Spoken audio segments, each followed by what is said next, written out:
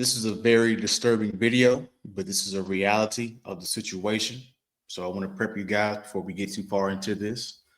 This is going to get deep, but it's a problem that needs to be discussed. Here we go. Out of an elementary school doing some observations for a client that we work with. And let me just say this. If we don't save our Black boys, if we don't step up as a community and come to the rescue of our Black boys, we are going to see that gap continue to widen between Black boys who pursue education and skilled labor and Black boys who are illiterate or end up in jail, in the streets. That number is going to continue to grow. Let's stop it right there. Now we'll be stopping periodically because this is over a 3-minute video. There used to be a saying, and Chris Rock had this joke where if the kids can't read, that's mom's fault. If the kids can't read because ain't no lights in the house, that's daddy's fault. That's completely lost in today's culture, that concept alone. And that gap is going to continue to widen between Black girls and Black boys.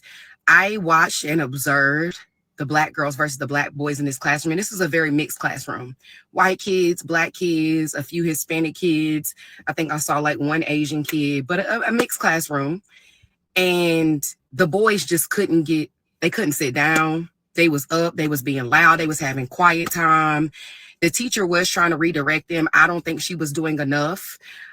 No, let me stop you right there.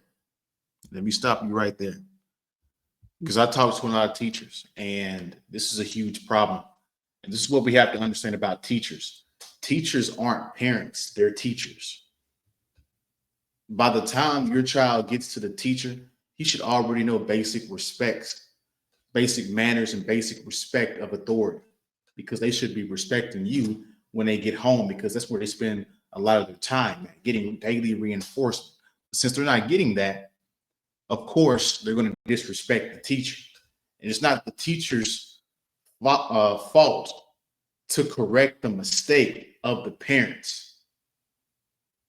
If the parents don't care about it, what can the teacher really do? There's too many layers. They already have to teach a subject. Now they have to teach natural human respect. That's too much. You're asking too much of these teachers. And you can just tell that they need more support. They need more structure. And I know that starts at home. But unfortunately, all of our Black boys are not in a good home. So where's the village? When does the village kick in? I couldn't help myself. I was there doing observations for a client, and my observations hadn't started yet. They didn't start until about 15 more minutes, and they were doing like some math worksheets in their groups, and I couldn't help it. I called the two little Black boys over there to me, sat them down. What y'all doing? Let's figure this math out. Showed them the math. They were like, oh, that's how you do it. I'm like, well, that's how I learned how to do it. This is how your teacher's teaching you how to do it, which that's a whole nother topic of why are they teaching these kids this new math concept using these boxes?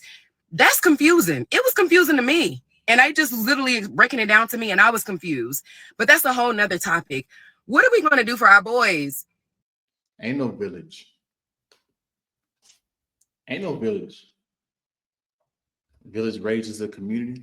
Guys, a society is only a society if the families are structured. A community is only a community if the family is structured. If the family is chaotic and disoriented, there is no emotional support coming from your family members. There is no loyalty. There is no blood tie. It's a bunch of disorganized BS. There is no society. Family is the basic structure of society, basic structure of everything that we have in society. You want good, productive people, citizens? It starts with the family culture. What are you teaching them? When they go to school, they're supposed to be taught American culture or their nation's culture. So they know what it means to be American. They know what it is to be a good person, have respect of authority from their parents, what it is to be respectful towards others, and their American values from school. But we've taken it out of school too. All this revolves around the family. If you don't have family, guys, there is no village. There's no community. There's none of that. You're left out to dry. I literally just saw it again. I already knew this because I've been in education now literally all my life. Since I was a little girl, I was tutoring after school. But what are we going to do? Y'all, they need us. And even in just that moment, I was able to redirect them, get them to sit down and listen to me, get them to stop running around the classroom. And they came back and said, thank you. Thank you for helping me. And then they ran on out the door, being loud down the hallway. I don't know what it was just in that moment when they saw me, but I was like, come here and let's do this math. I was just real firm and direct with them. I can understand their teacher might be frustrated and that might not be her approach, but I'm not even putting it in the hands of them no more. It's on the community. If we got to start our own centers and our own spaces, I offer virtual tutoring. So if you see this message and your child is struggling with math, reading, science, social studies. Now with math, I can't do calculus.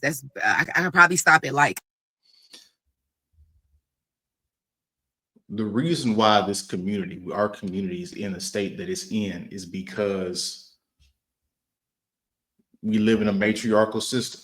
Women are raising the children. And since I guess the women don't want to raise the children, they're breaking up the family with this liberalism, boarding babies, all this kind of stuff. But they're still raising the children. So this is their fault. They're parental alienating the father. And so, and plus, when she talks about the subject of the violence escalating in the community, well, guys, the more educated you are, the less violent you are. The more violent you are equals the less education, because you can solve different problems and talk them out logically with other people instead of always resulting back to violence. But we've been fighting this for years. You talk about building our own centers. We've done that in the 50s, 60s. It's over. Black people today do not want to fix this. It's only going to get worse. They don't believe in family. They're raised by women, and the women obviously don't give a damn about the kids. It's not teaching them basic respect because she's strong and independent, working and pushing the kids off to grandma or to daycare, and daycare don't really care about them, letting them run around bad all the time. So this is a problem that unfortunately probably will not get fixed. I mean, the lady has really good motives. We need more women like her, but it's too little too late. We've lost a whole generation and probably generations at this point dealing with this BS. But I wanted to talk about this video, guys. I thought this was very informative. You guys let me know in the comment section this subject, and I'm sure if anybody that's non-Black, I'm sure you guys see the same stuff. And it's sad that it is like this, but it is what it is, man. You can't fix something that people don't care about. So many broken homes, broken families, parents not together, and we expect kids to grow up and be lawyers and doctors with that kind of environment in the ghetto. It's just not going to happen. So that's my video. I appreciate you guys watching to the end. You guys have a good day, good week. And I will see you guys in the next one, man. Peace.